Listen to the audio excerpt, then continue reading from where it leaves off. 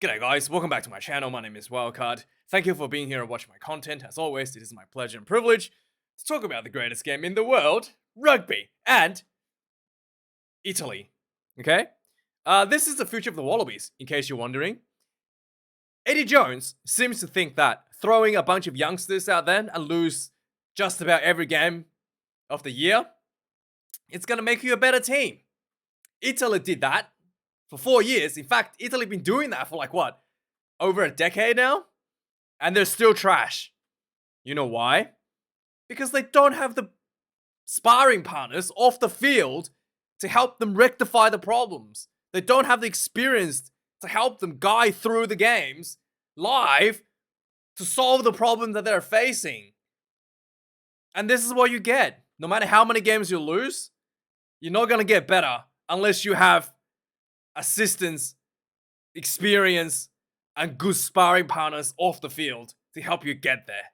Something that Eddie Jones, at 68, 89 years of age, still seems not to understand that basic concept.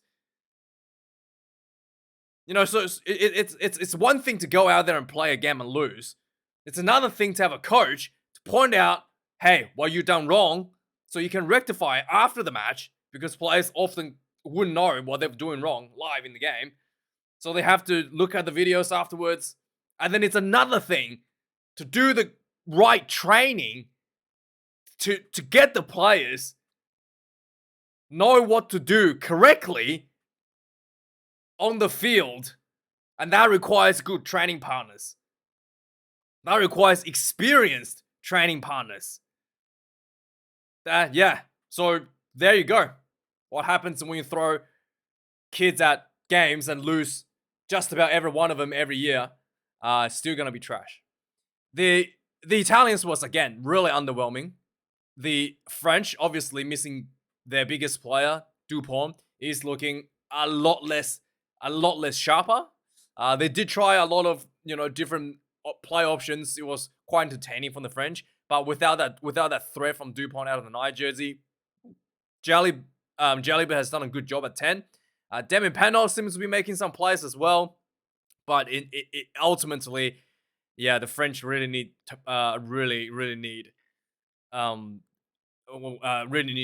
Dupont back in that number 9 jersey as that core playmaker that the French likes to play. The Italian, I don't know what to say. It was abysmal once again. The Italians were so lazy, right? I don't think they tried to charge down a single French box kick. Yeah, I mean, there wasn't many, but I'm just like, yeah, I know like 99% of the times you're not gonna get it, but they don't even bother.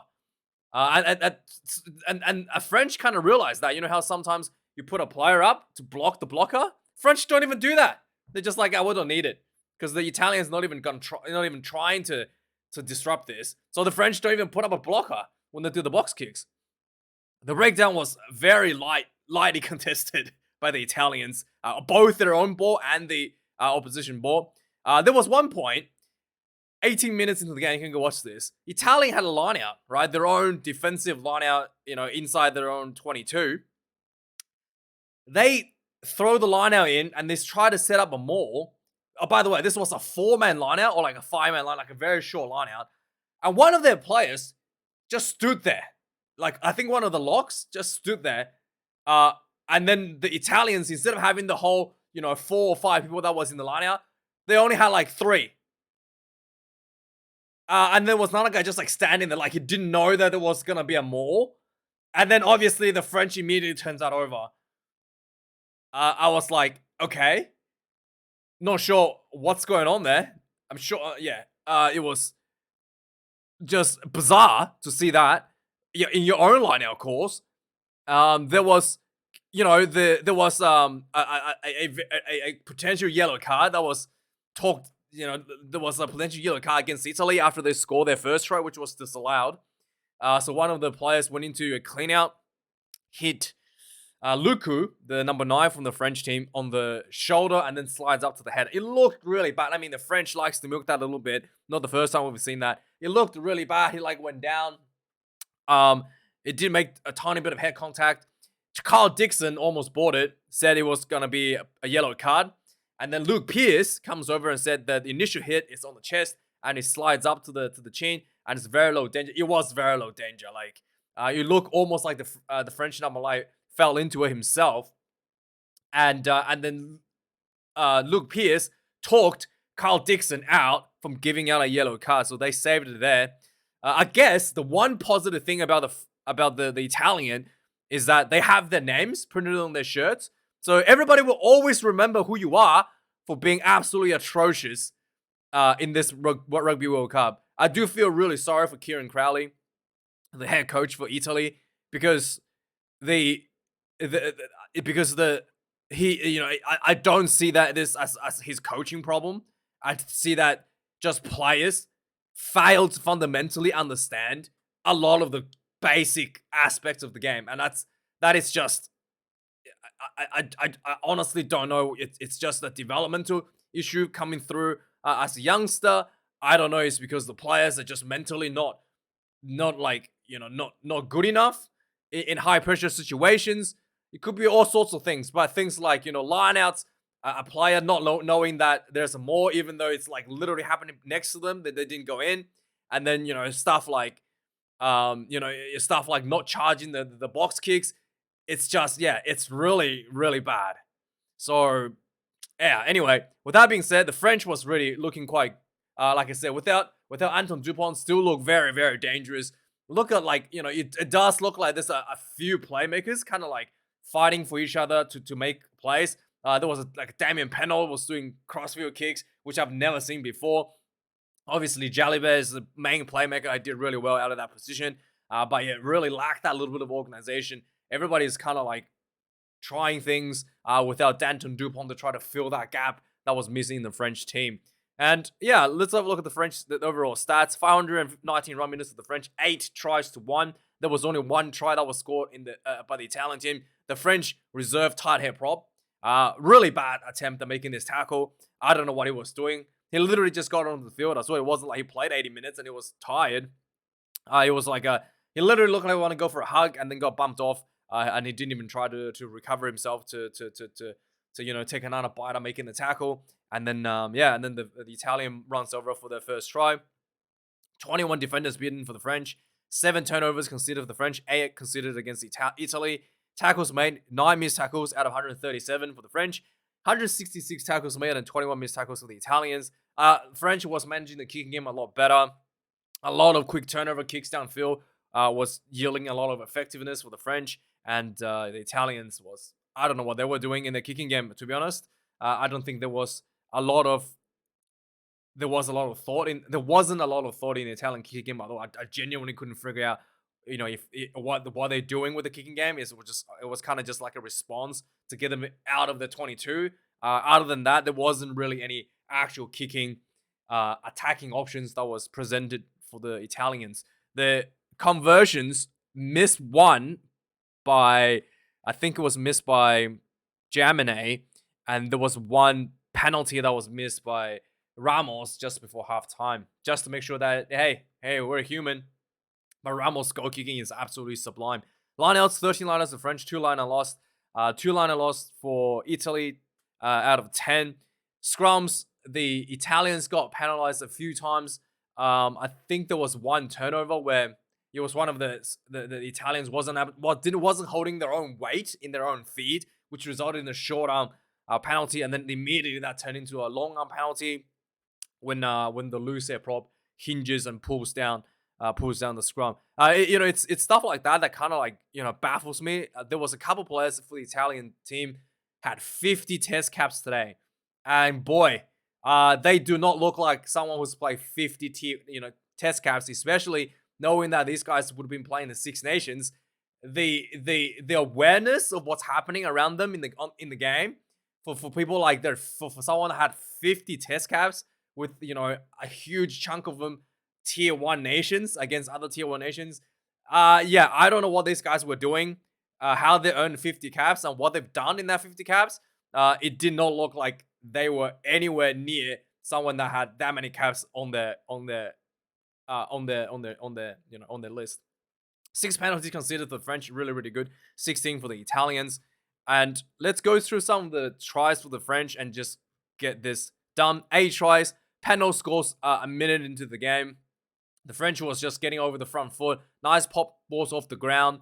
I think it was Bieri who gets the ball. Like kind of like no, it wasn't Bieri. I think it was Fiku or maybe it was Dante. But they get the ball on the sideline, cuts himself in field, and then pops ball back out to Penal. Penal still had Bieri outside of him. Goes in for the first try, a minute on the game. And then 7 minutes into the game, there was a penalty. 50 minutes out, they kicked that. 10 points to nil, 7 minutes. On the 12 minutes in the game, there was, just before this, 11 minutes in the game, Damon Penal gets the ball kind of like center field, tries a crossfield kick, and he kicks it dead, like kick us out on a full. And then I was like, what are you doing? What's going on here? Why is Penal doing this weird crossfield kicks? There was a crossfield to Bieri.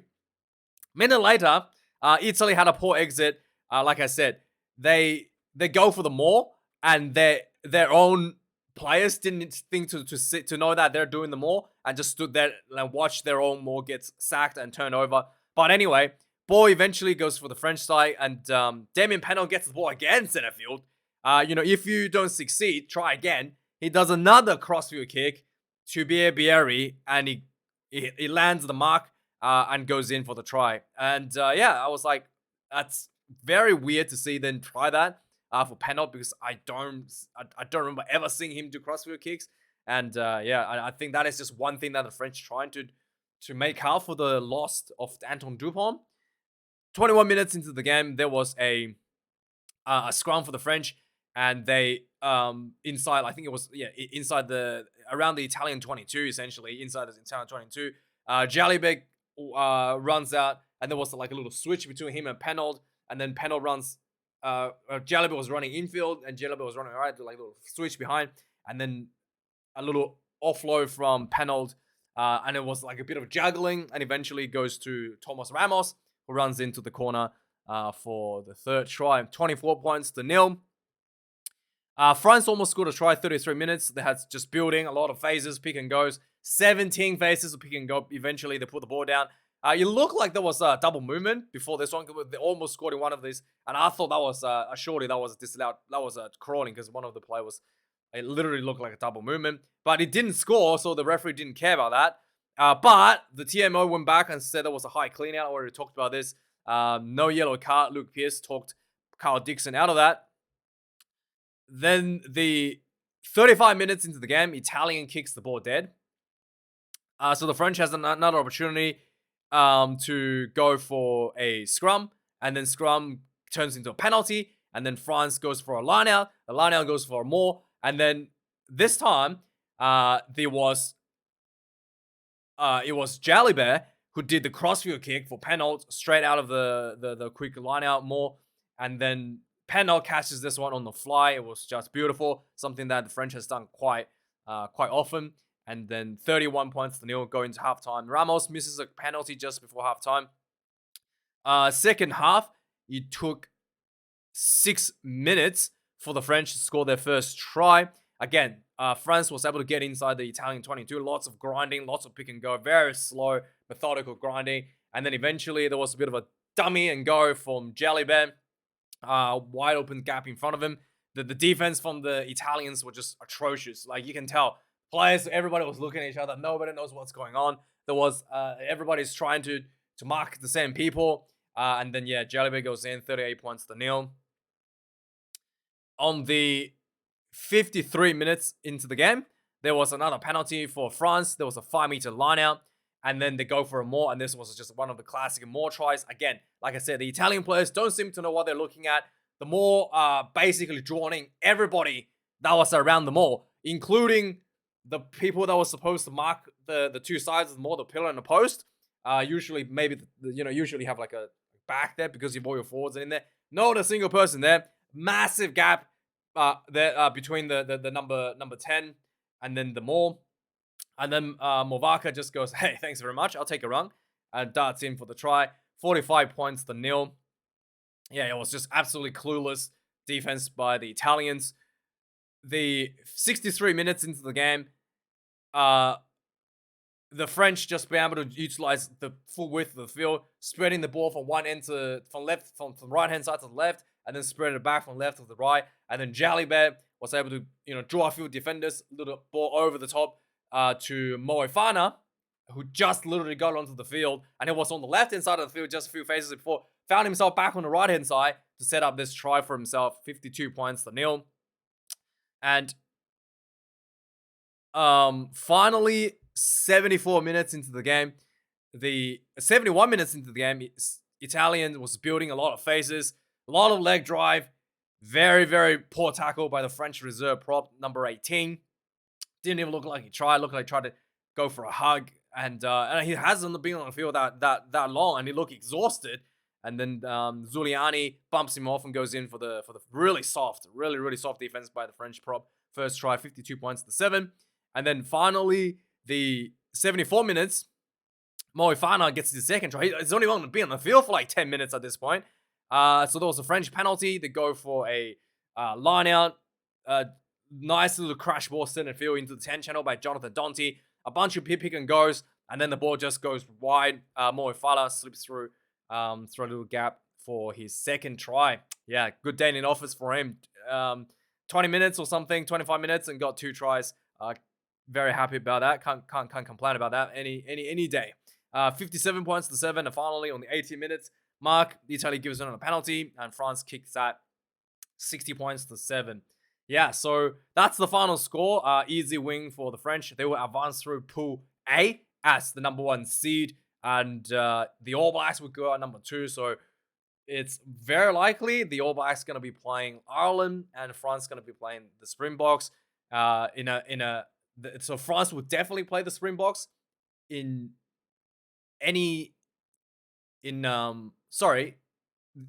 if somehow Scotland beats Ireland by more than 7, then Scotland would go through as the 2nd seed in Pool B, and France will be playing Scotland, and then the All Blacks will play South Africa. Yeah, so that's the potentiality coming out of this.